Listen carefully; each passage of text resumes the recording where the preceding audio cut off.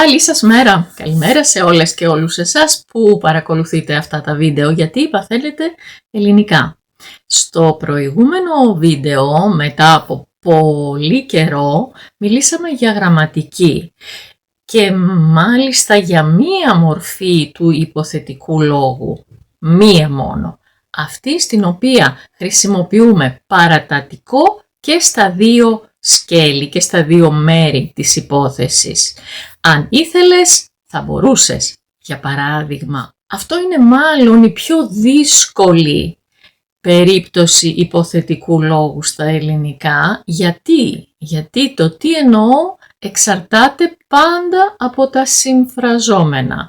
Και είπαμε ότι μπορεί να είναι κάτι που αφορά το παρελθόν, άρα δεν αλλάζει, και μπορεί να είναι κάτι που αφορά το μέλλον, και σε αυτή την περίπτωση μπορεί να είναι κάτι πιθανό να γίνει, μπορεί να είναι κάτι απίθανο να γίνει, μπορεί να παροτρύνω κάποιον να κάνει κάτι.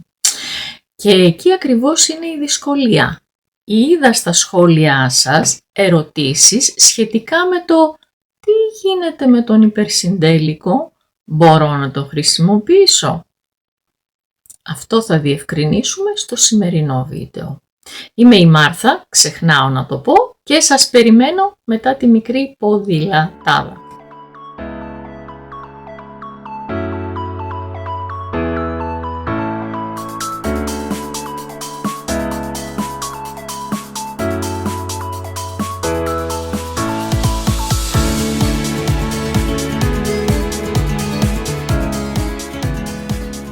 Μπορούμε λοιπόν στον υποθετικό λόγο, ναι, μπορούμε να έχουμε συνδυασμό παρατατικού με υπερσυντέλικο.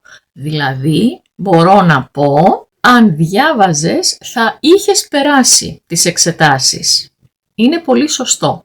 Αυτό το είχες περάσει, ο υπερσυντέλικος, δείχνει ότι πρόκειται για παρελθόν.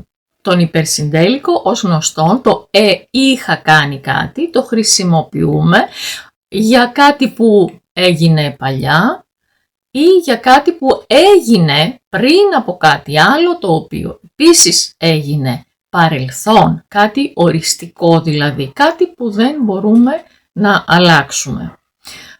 Οπότε, ενώ αν πούμε αν διάβαζες θα περνούσες τις εξετάσεις, δεν είναι ξεκάθαρο αν μιλάμε για το παρελθόν ή το μέλλον, για κάτι απίθανο, για κάτι πιθανό ή για μία προτροπή απλά. Αν πούμε όμως αν διάβαζες θα είχες περάσει, σημαίνει ότι οι εξετάσεις έγιναν και εσύ δεν πέρασες. Δηλαδή, ενώ αν πω αν διάβαζες θα περνούσες, μπορεί να σημαίνει ότι οι εξετάσεις πέρασαν, δεν διάβασες, δεν πέρασες. Μπορεί να σημαίνει ότι σε λίγο καιρό είναι εξετάσεις και άντε, ξεκίνα να διαβάζεις, γιατί αν διαβάσεις θα περάσεις, νομίζω ότι αν διάβαζες θα περνούσες. Ή μπορεί να σημαίνει ότι μάλλον λίγο δύσκολο το βλέπω να περάσεις στις εξετάσεις που έρχονται, γιατί δεν διαβάζεις. Αν διάβαζες θα περνούσες, αλλά μάλλον είναι απίθανο. Όμως, αν πούμε αν διάβαζες θα είχες περάσει, σημαίνει ότι οι εξετάσεις έγιναν, τελείωσαν, δεν πέρασες γιατί δεν διάβασες. Κρίμα. Το ίδιο πράγμα μπορούμε να εκφράσουμε χρησιμοποιώντας και στα δύο μέρη της υπόθεσης υπερσυντέλικο. Δηλαδή μπορώ να πω αν είχες διαβάσει θα είχες περάσει. Δεν διάβασες, δεν πέρασες. Και επίσης το ίδιο σημαίνει και αν χρησιμοποιήσω στο πρώτο μέρος τον υπερσυντέλικο και στο δεύτερο μέρος τον παρατατικό. Δηλαδή αν είχες διαβάσει θα περνούσες. Δεν διάβασες, δεν πέρασες. Με λίγα λόγια, όταν στον υποθετικό λόγο χρησιμοποιούμε υπερσυντέλικο, είτε και στα δύο μέρη, είτε στο ένα από τα δύο σε συνδυασμό με τον παρατατικό, σημαίνει ότι κάτι έγινε έτσι όπως λέει η υπόθεση. Είναι κάτι δηλαδή οριστικό και δεν μπορούμε να το αλλάξουμε. Αδύνατο γιατί αφορά το παρελθόν. Παραδείγματα. Αν με είχες προσκαλέσει στο πάρτι θα είχα έρθει. Αν με προσκαλούσες στο πάρτι θα είχα έρθει. Αν με είχες προσκαλέσει στο πάρτι θα ερχόμουν. Και στις τρεις περιπτώσεις είναι το ίδιο πράγμα. Δεν με προσκάλεσες, γι' αυτό δεν ήρθα. Αν το είχα σκεφτεί νωρίτερα, δεν θα είχα αγχωθεί τόσο. Αν το σκεφτόμουν νωρίτερα, δεν θα είχα αγχωθεί τόσο. Αν το είχα σκεφτεί νωρίτερα, δεν θα αγχωνόμουν τόσο. Τι σημαίνουν και τα τρία? Δεν το σκέφτηκα νωρίτερα και γι' αυτό αγχώθηκα τόσο. Κάποια μαγική λύση μάλλον. Αν δεν είχα πάει χτες στην εκδρομή, θα είχα ξεκουραστεί. Αν δεν πήγαινα στην εκδρομή, θα είχα ξεκουραστεί.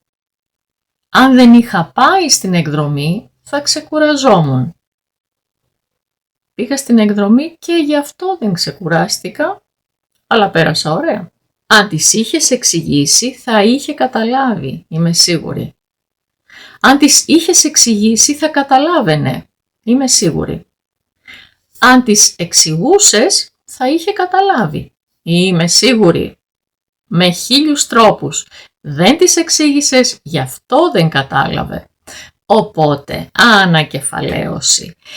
Με τον υπερσυντέλικο πάντα μιλάμε για κάτι που έχει σχέση μόνο και αποκλειστικά με το παρελθόν, άρα όταν τον έχουμε στον υποθετικό λόγο, σημαίνει ότι κάτι είναι αδύνατο.